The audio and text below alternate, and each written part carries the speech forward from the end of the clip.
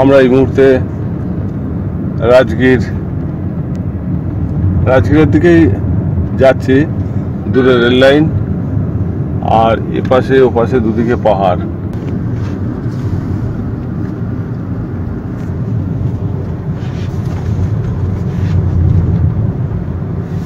অভূতপূর্ব বলা যায়, মানে পাহাড়ের মধ্যে কেটে রাস্তা বার করে এগিয়ে গেছে, নিচের দিকে নেমে যাচ্ছে, রাজগীরের দিকে যাচ্ছে। পাহাড়ের কোলে ছাগল চড়ছে।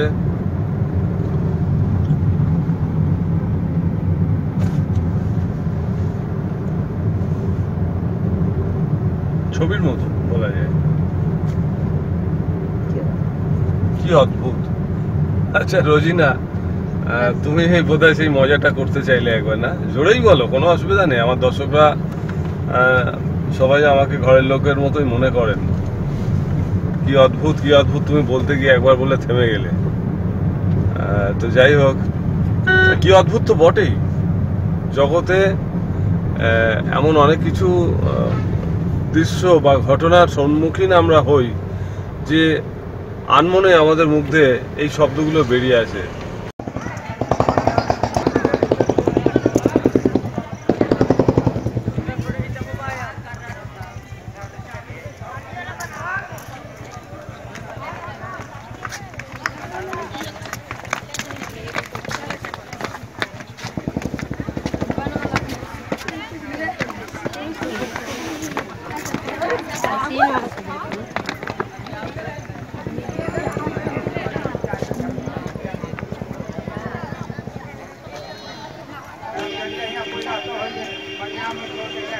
এই হচ্ছে সোনেকা ভান্ডার, গুপ্ত খাজানা, যেটা রাজগীরের সব থেকে বেশি আকর্ষণীয়। এর অনেক গল্প আছে, আমি অত গল্প এখন যাব না, আপনারা অনেকেই জানেন গল্পটা। তো ধন লোকানো আছে বা মন্ত্রপুত করে বন্ধ করা আছে, সেই দরজা বহু চেষ্টা করেও কেউ খুলতে পারেনি। আমরা এখন সেখানে উপস্থিত হয়েছি। আমরা আরও দেখবো এখানে সাইডগুলো। আজকে স্কুলেরও কিছু ছেলেমেয়েরা এসছে এখানে দেখবার জন্যে।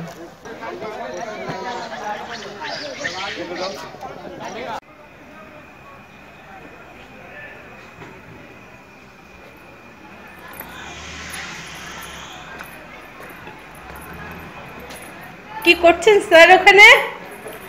এখানে খাজানা বের করার চেষ্টা করছি। ও রোজিনা, আচ্ছা, এখানে খাজানা বের করার চেষ্টা করছি।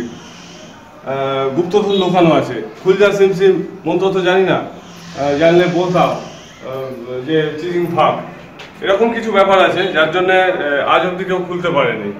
তো আমি ওইটাই একটু চেষ্টা করছিলাম।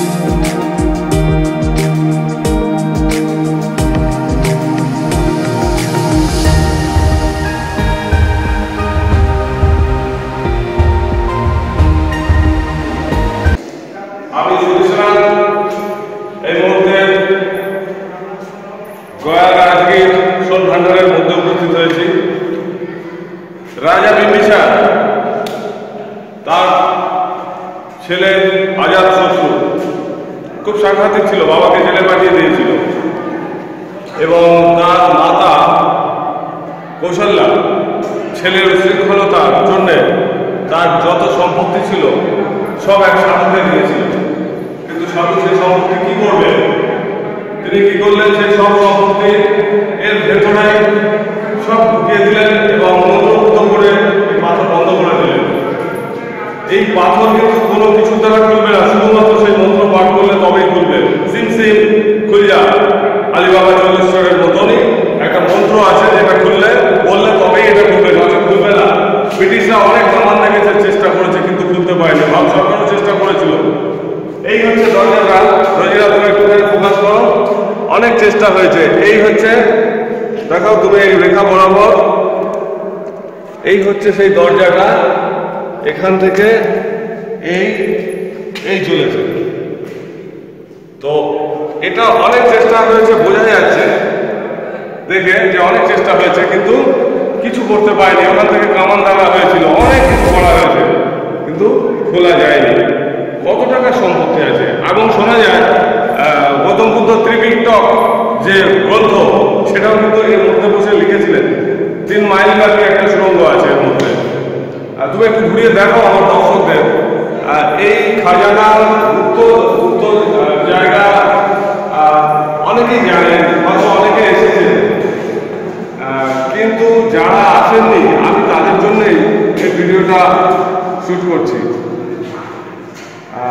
সত্যি একটা ইতিহাস যেন লুকিয়ে আছে এটার মধ্যে।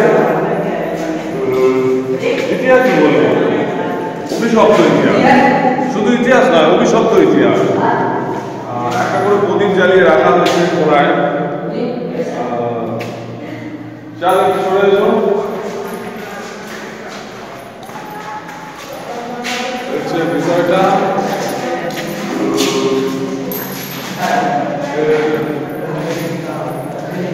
একদম মসৃণ হয়ে গেছে। আপনার কি খাজানার পর তো সবার একটা দুর্বলতা থাকে না, সম্পত্তি গুপ্তধন এরকম একটা ব্যাপার থাকে। এই জায়গাটাই কিন্তু এটা। আচ্ছা,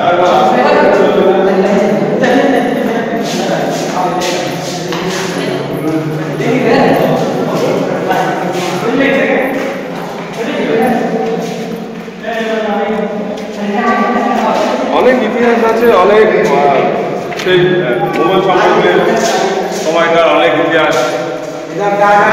কামান দিয়ে বা কোনো রকম কিছু করেই ভাঙা যায়। আমি এই মুহূর্তে বিহার রাজগীরের সোন ভান্ডারে একদম সামনে রয়েছি। আপনাদের ভেতরটা দেখানো হয়েছে, দেখলেন। এরকম তো অনেক রহস্যময় স্থান বা অদ্ভুত স্থান রয়েছে আমাদের ভারত জুড়ে নানা জায়গায়। আমরা সেই সব জায়গাগুলো আপনাদের দেখাবার চেষ্টা করছি। খুব ভালো জায়গা। যারা এসছেন তো দেখে গেছেন, যারা আসেননি আসবেন একবার। আশা করি খুব ভালো লাগবে। একটা অভিশপ্ত ইতিহাস লুকিয়ে আছে বলতে পারি, অভিশপ্ত ইতিহাস লুকিয়ে আছে। ঠিক আছে, আমরা এরপরে আবার অন্য কোথাও উপস্থিত হব, আপনাদের নিয়ে যাব, দেখতে থাকুন। আমি বিহারের প্রোগ্রাম করে ফিরে চলেছি। এই মুহূর্তে নওদা থেকে সারাহির দিকে যাচ্ছি। একটা পাহাড়ের থেকে নিচে নামছি। বেশ রাত, মালবাহী ট্রাকগুলো চলছে। খুবই বিপজ্জনক। আমি যেতে যেতে অনেকগুলো বোর্ড দেখলাম যেখানে সাবধান করা হয়েছে দুর্ঘটনা প্রবণ এলাকা। দুপাশে জঙ্গল, কোথাও খাদ, দুপাশে জঙ্গল, কোথাও খাদ, আবার কোথাও উঁচু দুর্গম পথ যাকে বলা হয়। রাতের বেলায় এরকম রাস্তা দিয়ে গাড়ি চালিয়ে যাওয়াটা একটুখানি তো ব্যাপার আছেই। তার উপরে কিছু সমস্যা তো থাকে এরকম রাত্রেবেলায়।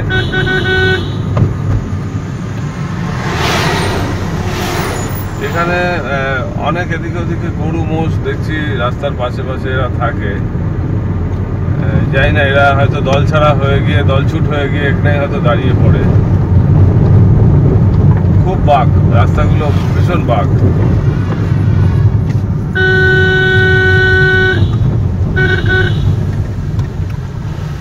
সাবধান।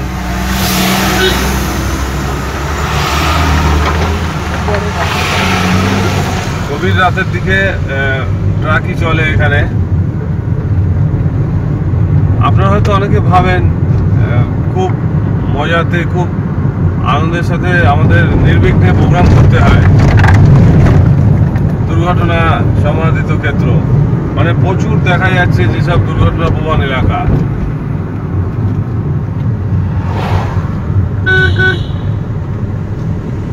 শুধু মালবাহী ট্রাক,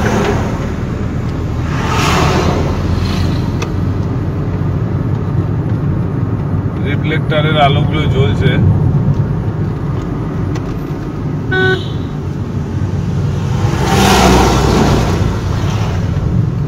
আপনারা অনেকে ভাবেন তো যে শ্রী বিশ্বনাথ খুব ইজি প্রোগ্রাম করে বেড়ায়, কিন্তু দেখুন এই এরকম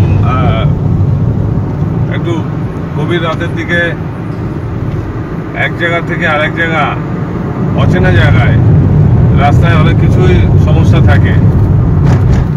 সেই সব সমস্যাকে উপেক্ষা করে আমাদেরকে ছুটে বেড়াতে হয় বিভিন্ন প্রান্তে। চলতে থাকবো, গাড়ি এখনো চলবে, সারা রাতই আমাদের গাড়ি চলবে।